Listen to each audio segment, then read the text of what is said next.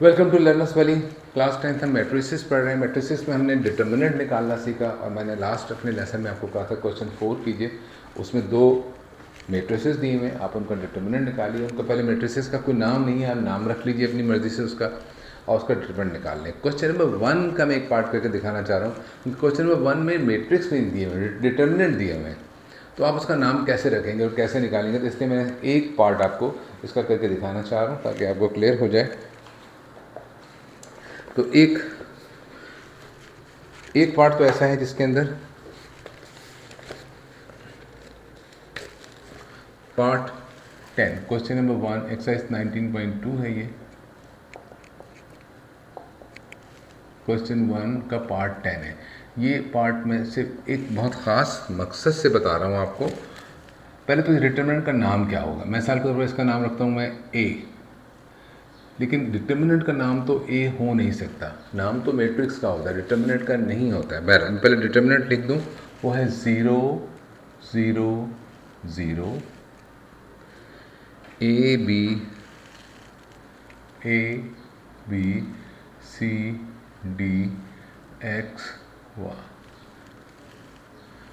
यहाँ से हम क्या करेंगे, हम सपोज करेंगे मैट्रिक्स का नाम ए था, तो लिहाजा उसका जो डिटर्मिनेंट निकलेगा उसका नाम हम रख देंगे ए डिटर्मिनेंट। तो ए के साथ भी हम डिटर्मिनेंट का ए मैंने नाम उस मैट्रिक्स का रखा है जिसका कि डिटर्मिनेंट है। ओके, तो इस तरह से आपको आसानी हो जाएगी। इस एक सिंबॉलिक हेल्प है इसके अंदर, it doesn't make any difference. अब आपको उसका डिटर्मिनेंट निकालना है। तो एक बात याद रखिए कि डिटर्मिनेंट जब भी निकाला जाता है तो किसी रो या किसी कॉलम से निकाला जाता है। ठीक है, सपोज ये इसका पहला कॉलम जो है, अगर मैं इससे इसको एक्सपेंड करता हूँ, आपको मालूम है आप इसमें किसी भी रो से एक्सपेंड करेंगे, किसी भी कॉलम से एक्सपेंड करेंगे तो उसकी वैल्यू चेंज नहीं होती, डिटर्मिनेंट सेम रहता है ना। सपोज मैं इसको एक्सपेंड करता हूँ, एक्सपेंडिंग थ्रू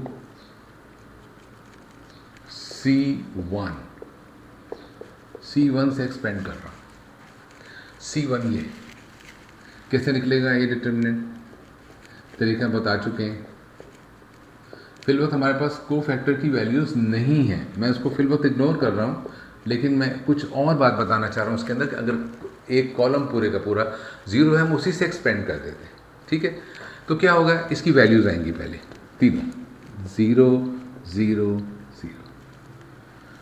अब इसके जो को फैक्टर होंगे वो क्या होंगे मैंने कैलकुलेट नहीं किए, मैं सिर्फ सिंबॉलिकली लिख दे रहा हूँ।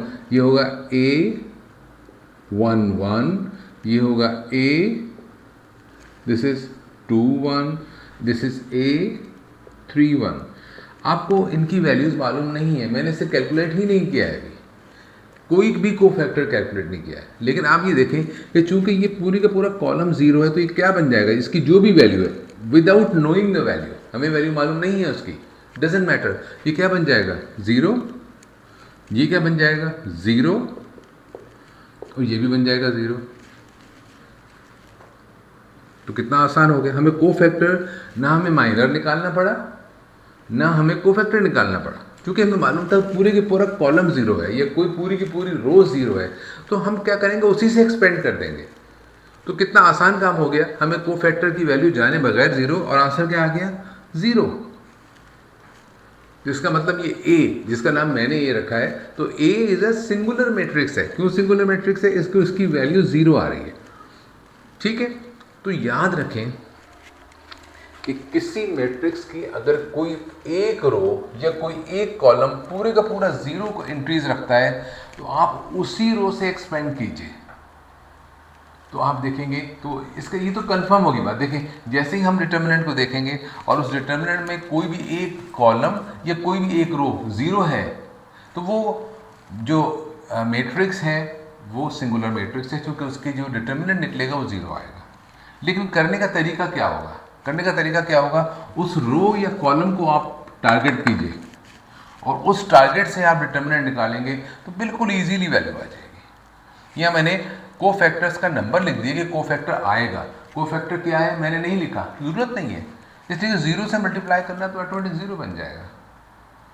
Okay, so this is an example. एक ही एग्जाम्पल आपकी एक्सरसाइज में दी गई है, लेकिन बहुत अच्छी एग्जाम्पल है कि अगर कोई एक रो या कॉलम 0 हो, तो आप उसको कैसे करेंगे? मैं एक ऐसा मैट्रिक्स ले रहा हूँ मे बी जो कि सिंगुलर ऐसे ना हो सकता है एंड द एंड वो सिंगुलर निकल आए, लेकिन फिर वक्त हम उसको एज ए सिंगुलर देख नहीं सकते कि वो सिंगुलर है नहीं है। तो वो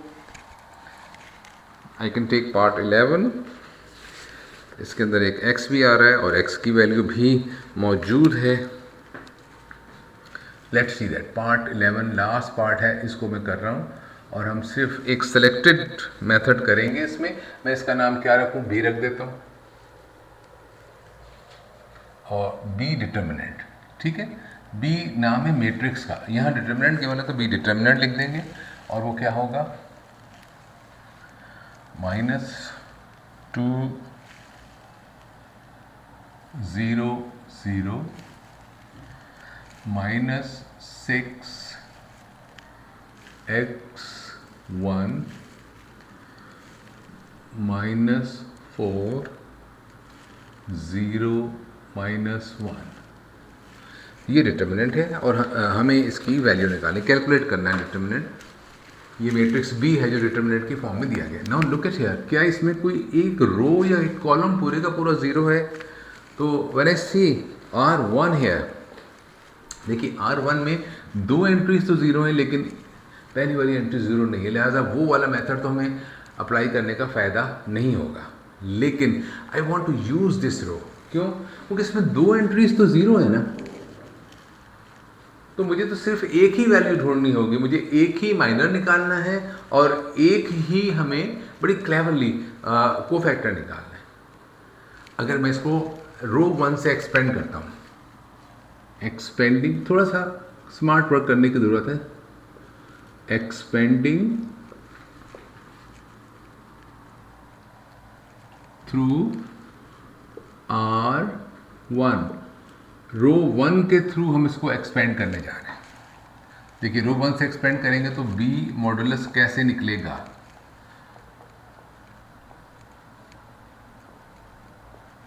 मेथड वही है, सिर्फ मुझे वहाँ 2 ज़ीरो नज़र आया तो मुझे लगा कि ये मेरे लिए काफ़ी आसान हो जाएगा काम, तो मैंने फ़ौरन उस रो को चूज़ कर लिया।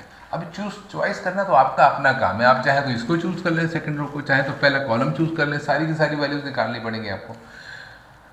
यहाँ मैं देखता हूँ, देखिए -2 आ जाएगा, 0 0, हाउ सिंपल ना। अब देखिए यहाँ पर कौन सा कोफैक्टर आना है पहली रो में?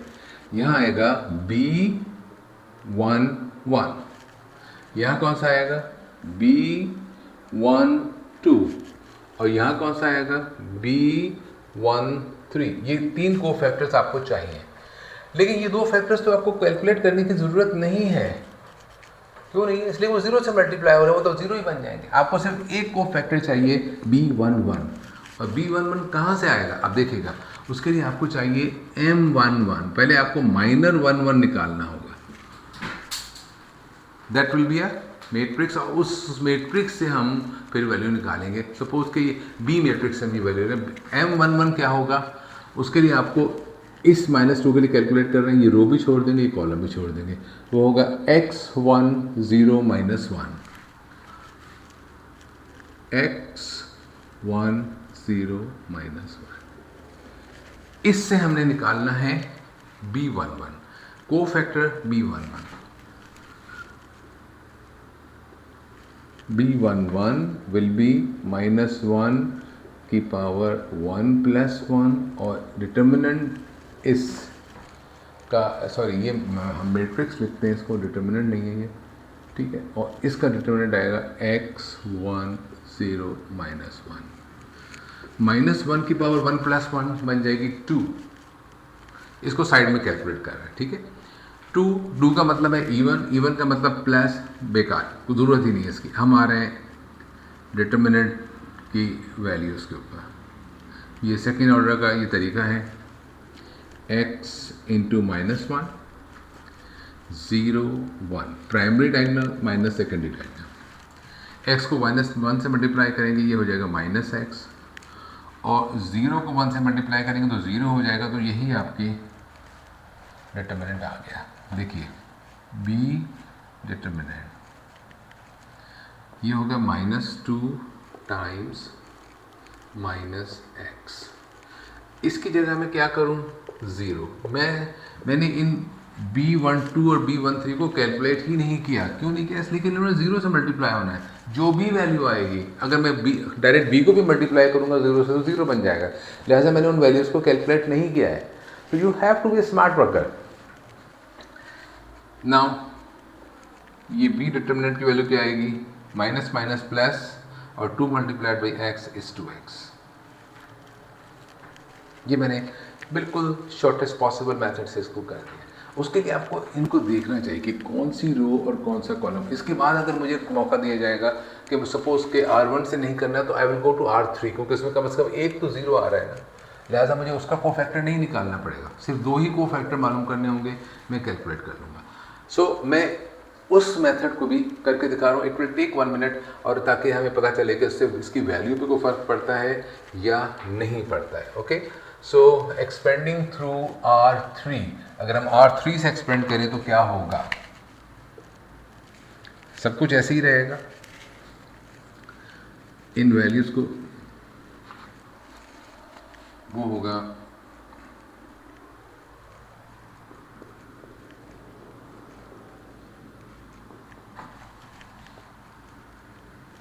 लिहाजा पहले इस फॉर्मूले में वैल्यूज़ को इंसर्ट कर देंगे। इससे बहुत आसानी हो जाएगी कि हमें एक्चुअली कितनी कैलकुलेशंस करनी है।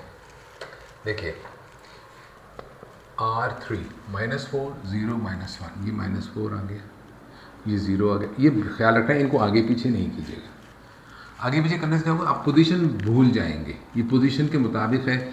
R3 है तो ये 3 1 है, ये 3 2 है, ये 3 3 है, ठीक है। और ये आ गया -1।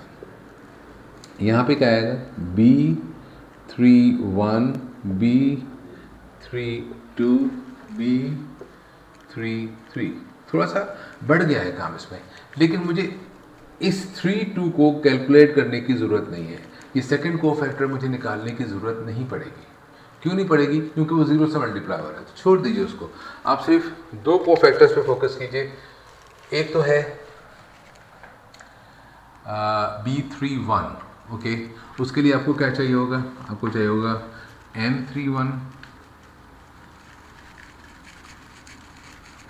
M31 माइनर 31 निकालेंगे पहले। माइनर 31 आ जाएगा तो फिर हम माइनर 31 निकालना है, तो ये है -4। इसके लिए हम इस रो को भी छोड़ेंगे, इस कॉलम को भी छोड़ेंगे, तो क्या आएगा 0 0 x1 0 0 x1। इससे हम कैलकुलेट करेंगे B31 जो कि जिसने यहाँ आना है। कैसे आएगा, -1 की पावर 3 + 1। ये पूरी कहानी सिर्फ साइन के लिए है, ज़्यादा इससे परेशान नहीं होना है। और यहाँ पर क्या होगा, primary diagonal minus secondary diagonal.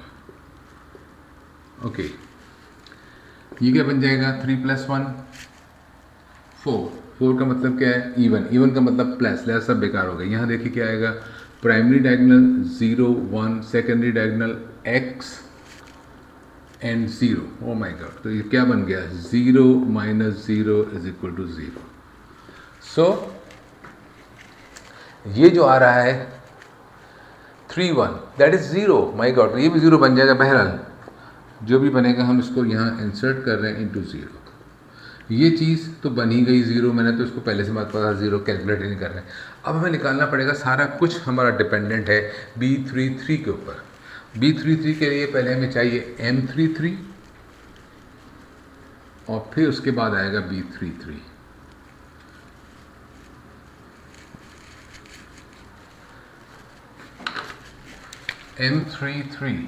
M33 ये वैल्यू है। ये वाला कॉलम भी छोड़ देंगे, रो भी छोड़ देंगे, बिल्कुल सिंपल। -20 -6x -20 -6x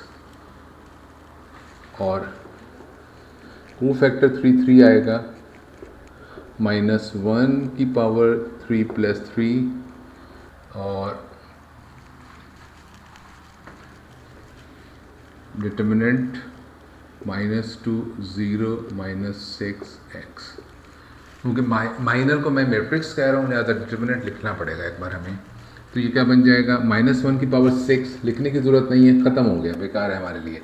नाउ क्या रह गया बाकी आपके पास, -2 times x primary diagonal,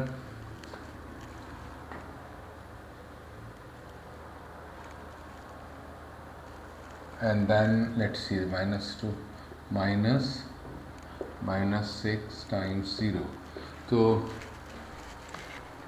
this is going to be -2x and -0. This is coming out -2x.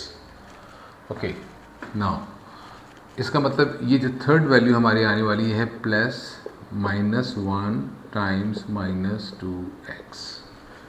ठीक है, B32 हमने कैलकुलेट नहीं किया, यही वाला कोफैक्टर नहीं निकाला क्योंकि इसकी ज़रूरत नहीं थी, ये 0 से मल्टीप्लाई हो रहा था। सिर्फ मैंने B33 और B31 कैलकुलेट किया। इत्तेफाक देखिए कि ये भी 0 बन रहा है, इत्तेफाक देखिए ये भी 0 बन रहा है, और -1 मल्टीप्लाई होगा -2x से, तो ये बन जाएगा +2x। रिजल्ट क्या आ रहा है, 2x। इफ़ यू रिमेंबर जब हमने इसको R1 से कैलकुलेट किया था तो भी 2x आया था। ठीक है, अगर आपके पास कोई भी 0 नहीं है तो फिर तो आपको तीनों के तीनों जो भी रिक्वायर्ड है, जो भी रो और कॉलम आपने चूज़ की है, उसके लिए आपको तीनों के तीनों कोफैक्टर्स कैलकुलेट करने पड़ेंगे, फिर आप डिटर्मिनेंट मालूम कर सकेंगे। So this method is very different from book, लेकिन मैंने कोशिश की है कि इसको सिस्टमेटिक बनाया जाए, इसे ऑर्गेनाइज कर दिया जाए, और मैं इसको बेस कर रहा हूँ सिर्फ एक की वैल्यू पे, कोफैक्टर्स पे। कोफैक्टर्स निकालना आपको आना चाहिए। अगर कोफैक्टर्स आते हैं तो आप थर्ड ऑर्डर स्क्वायर मैट्रिक्स के सारे काम कर सकते हैं। उसका डिटर्मिनेंट निकाल लेंगे, अब उसके एडजॉइंट निकाल लेंगे, और प्लस अब हम इसके बाद सीखेंगे इसका इन्वर्स निकालेंगे। लेकिन इन्वर्स निकालने में बेसिक जो चीज़ इस्तेमाल होनी है वो एडजॉइंट और डिटर्मिनेंट। एडजॉइंट डिटर्मिनेंट निकालना आपको आ गया है, तो अब सिर्फ बहुत थोड़ा सा काम है, वो है inverse of a square matrix of third order. Okay, which we will do in the next lesson इंशाल्लाह। Till then, thank you very much.